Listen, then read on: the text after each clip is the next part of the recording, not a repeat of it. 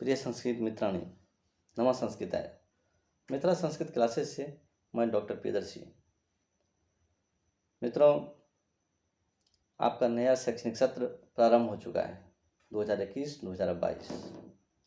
अगले वर्ष जो बच्चे अभी 10वीं में हैं, अगले वर्ष 2022 में एग्ज़ाम देंगे, बोर्ड एग्ज़ाम देंगे।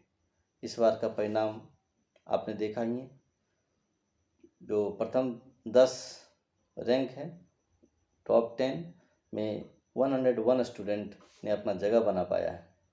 और वो उस 101 में लगभग 70 बच्चे ऐसे हैं जो गांव गंवई के हैं, दूर दराज क्षेत्र से हैं, शहर से वास्ता नहीं रखते हैं।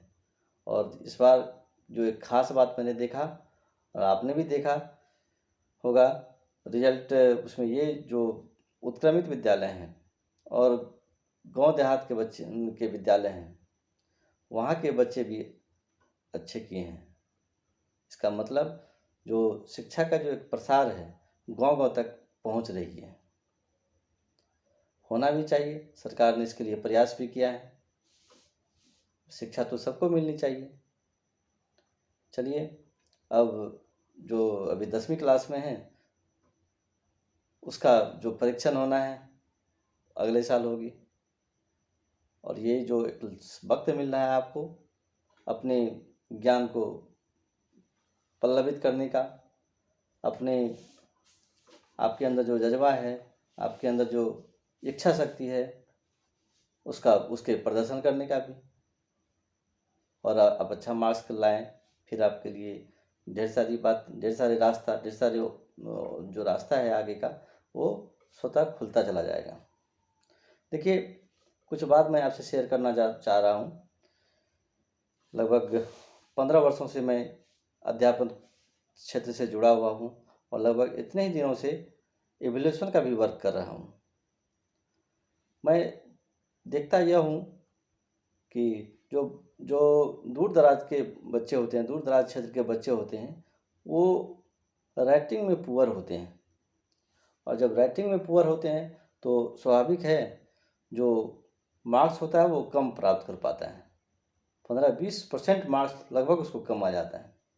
और जिसके राइटिंग अच्छे हैं, राइटिंग स्किल अच्छे हैं, वो 15-20% मार्क्स अच्छे लाते हैं। अगर आप थोड़ा सा मेहनत करें, थोड़ा सा प्रयास करें, चूँकि अभी विद्यालय भी बंद है, आपका कोचिंग संस्थान भी बंद है, तो आप थोड़ा मेहनत करिए। ये जो समय है इसका फ़ायदा उठाइए।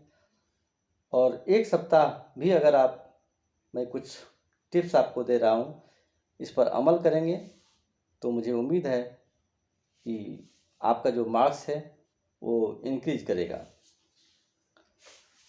ढेर सारे यूट्यूबर्स बतलाते हैं जो कलम को ऐसे पकड़िए, वैसे पकड़िए, ऐसे लिखिए, वैसे लिखिए, तो आपका जो राइटिंग है वो इम्प्रूव करेगा। मित्रों, ये सब सिर्फ कहने के लिए है। सबसे बड़ी बात है जो आपकी जो आंतरिक इच्छा शक्ति है, वह अगर कह देगा जो नहीं, मुझे अच्छा लिखना है, मेरा हैंडराइटिंग अच्छा करना है, तो तभी आप एक अच्छे हैंडराइटर के रूप में उभर पाएंगे। मैं अपनी ही बात बतलाता हूँ। जब मैं स्कूल में पढ़ता था, आवासीय विद्यालय था मेरा, और वहाँ जब क्लास में गया तो देखा कि अरे कुछ बच्चे हैं जो बहुत अच्छे लिख रहे हैं। उन लोगों का जब राइटिंग देता था, चूँकि मेरा हैंडराइटिंग उसमें में बहुत अच्छी नहीं बनती थी, तो इन्फेरिटी का महसूस होती थी। फिर मैंने सोचा चलो थोड़ा मेहनत करते हैं, और मैं नकल करना प्रारंभ किया। सबसे पहले तो एक अलग से नोटबुक रखा, और उस नोटबुक पर जिसका भी हैंडराइटिंग अच्छा लिखता था, जो भी विद्यार्थी अच्छा लिखता था, सबसे पहली बात तो उसके बगल में बैठता था और उसका लिखने का जो स्टाइल है उसका कॉपी करने लगा। या फिर कॉपी में, या फिर बुक में, या फिर पेपर में जो अच्छा राइटिंग लिखा हुआ मिलता था तो उसका नकल करता था। नकल करने से काफ़ी इम्प्रूवमेंट होने लगा। फिर पेन, देखिए मैंने इसमें लिखा भी है, पेन, एक अच्छा पेन भी होना चाहिए। एक अच्छा पेन से आप लिखेंगे तो हैंडराइटिंग जो है आपका वह इम्प्रूव करेगा। देखिए, जब हम लोग पढ़ते थे तो उसमें कर्ची के कलम से लिखते थे, करछी का कलम क्या होता था, तो बांस जानते हैं, बम्बू ट्रीज, बांस का जो छड़ी होता है उस छड़ी को काट करके उसको छिल करके छिलते थे इसे, और छिल करके रोशनाई में छुआ छुआ करके लिखते थे। और कॉपी भी खुद बनानी होती थी, सादी कॉपी, और सादी कॉपी को फिर उस पर लाइनिंग करते थे बराबर दूरी का स्केच से, और उस पर लिखते थे। लिख कर प्रैक्टिस कर करके अपना जो जितना भी हो सकता था इम्प्रूवमेंट करते चले गए। और कुछ ही दिन के बाद तो मुझे लगा कि नहीं, मैं तो अब जो हमारे स्कूल में जो अन्य बच्चे अच्छे बच्चे लिख रहे हैं, अच्छा हैंडराइटिंग जिन बच्चों का है, उस श्रेणी में पहुंचते जा रहे हैं। तो इसका महत्व है। और कलम की जो बात मैंने की, ये उसमें मैं नीब वाली पेन चलती थी, और जब हम लोग घर आते थे, घर से एक गौतम कलम चलती थी पतली सी, वो लेके जाते थे। हाँ, तो उससे उतनी इम्प्रूवमेंट नहीं हो रही थी। एक बार हमारे भाई साहब हमसे, बड़े भाई मिलने गए, वो उन्होंने क्या किया, एक मोटी कलम, हाँ कलम लगभग इसी साइज की थी, मोटी कलम लेकर गए। तो उसमें यहाँ ऐसे पारदर्शी था, यहाँ पर रोशनाई दिखने के लिए नई कलम में इंक है या नहीं है, तो वो ले गए। और मोटी कलम से जब प्रैक्टिस करने लगा नीब वाली कलम से, अब तो नीब वाली कलम मिलती भी नहीं है। उससे प्रैक्टिस करने के बाद कुछ ही दिनों के बाद जो इम्प्रूवमेंट मुझे नज़र आई, वो उसका वर्णन ही क्या करना।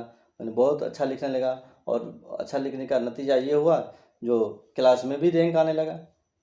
तो आप से जो मैं ये 3-4 बात बतला रहा हूँ, गुड हैंडराइटिंग करिए, गुड हैंडराइटिंग के लिए मेहनत करिए। पेन अच्छा होना चाहिए, नोटबुक आजकल प्राय देखा जाता है कि जो किलो वाली बुक होती है, नोटबुक होती है, उस पर लोग लिखते हैं, पर वो उसका जो क्वालिटी होती है ना, क्वालिटी बहुत अच्छी नहीं होती है। आप जिस भी अगर हैंडराइटिंग इम्प्रूव करना चाहते हैं, तो जिस भी नोटबुक पर लिखिए उसकी क्वालिटी अच्छी होनी चाहिए। तीसरी बात, जो आपकी जो आंतरिक इच्छा शक्ति है, ये मजबूत होना चाहिए कि नहीं, मुझे ये करना है तो करना है। और अशुद्धि उसके बाद है, जब आप लिखने लगेंगे तो फिर अशुद्धि पर ध्यान देना है।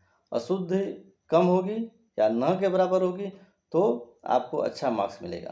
क्योंकि जब भी आप लिखेंगे बोर्ड में और आपका कॉपी जाएगा एवल्यूशन में, तो जो भी टीचर कॉपी चेक करते हैं, आप जहाँ गलती करेंगे उनकी नज़र वहीं जाएगी। ऐसा अनुभव से होता है, एक्सपीरियंस से होता है। इसलिए जैसे ही अगर अशुद्धि कम है और राइटिंग अच्छा है, तो एक आपका जो इमेज बनता है उस टीचर के मन मस्तिष्क पर, एक अच्छा का पॉजिटिव इम्प्रेशन बनता है, और वो इतना ही काफ़ी है आपके लिए। और ये आपको 15 से 20% औरों से अधिक मार्क्स दे करके जाएगा। मित्रों, अभी जो कोरोना के चलते जो स्कूल बंद है, इसका फ़ायदा आप उठाइए और एक सप्ताह मेहनत करके देखिए। आपका हैंडराइटिंग अच्छा न हुआ तो फिर आप मुझे कह सकते हैं, नहीं सर आपने जो मुझे बतलाया, आपने जो मुझे टिप्स दिया, उससे तो ज़्यादा इम्प्रूवमेंट नहीं हो रहा है। तब मैं जो भी होगा सॉरी मान लूँगा, आपसे मांग लूँगा आपसे। परंतु जितनी बात बतला रहा हूँ आप इतना करिए, मुझे उम्मीद है कि आपको सफलता मिलेगी। आप एक अच्छे हैंड राइटर्स, अच्छे लिखने वाले की श्रेणी में आएंगे, अशुद्धि कम होगी, अच्छे विद्यार्थी की श्रेणी में आएंगे, और आपका जो मार्क्स है, स्कोर कार्ड है, वह इम्प्रूव करेगा।